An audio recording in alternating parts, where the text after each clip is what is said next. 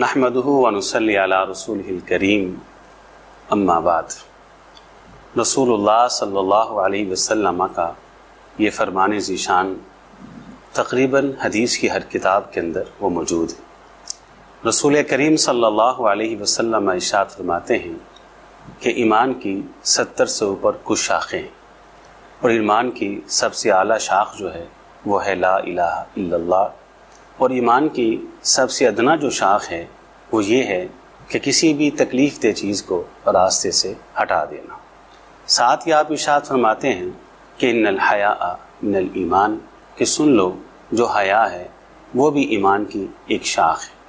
اب سوال یہ پیدا ہوتا ہے کہ جب آپ نے ایمان کی اعلیٰ شاخ بھی وہ بتا دی اور ایمان کی ادنا شاخ بھی بتا دی، تو پھر حیا کو الگ بیان کرنے کا کیا مقصد ہے؟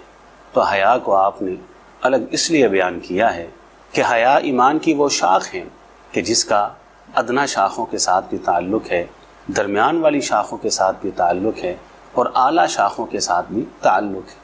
اگر آپ کے اندر حیا موجود نہیں تو آپ کے اندر نہ ایمان کی ادنا شاخ آ سکتی ہے، نہ درمیان والی شاخ آ سکتی ہے، اور نہ ہی اعلیٰ شاخ آ سکتی ہے۔ تو حضرات، یہ حیا جو ہے یہ ہر چیز کے لیے وہ ضروری ہے، اور نکاح کے حوالے سے بھی سب سے پہلے جس چیز کو دیکھنا ہے وہ یہی دیکھنا ہے کہ جہاں ہم نکاح کرنے جا رہے ہیں وہاں حیا کا، وہاں پردے کا، وہاں غیرت کا وجود ہے کہ نہیں ہے۔ اگر تو وہاں حیا کا وجود ہے، غیرت کا وجود ہے، پردے کا وجود ہے، تو وہاں ایمان کا بھی وجود ضرور ہوگا۔ تو نکاح کے لیے سب سے پہلے ہمیں حیا اور غیرت اور شرم، ان چیزوں کا وہ لحاظ رکھنا چاہیے۔ تو اللہ تعالیٰ اس کہنے والے کو بھی اور سب سننے والوں کو سمجھ کے عمل کی توفیق عطا فرمائے۔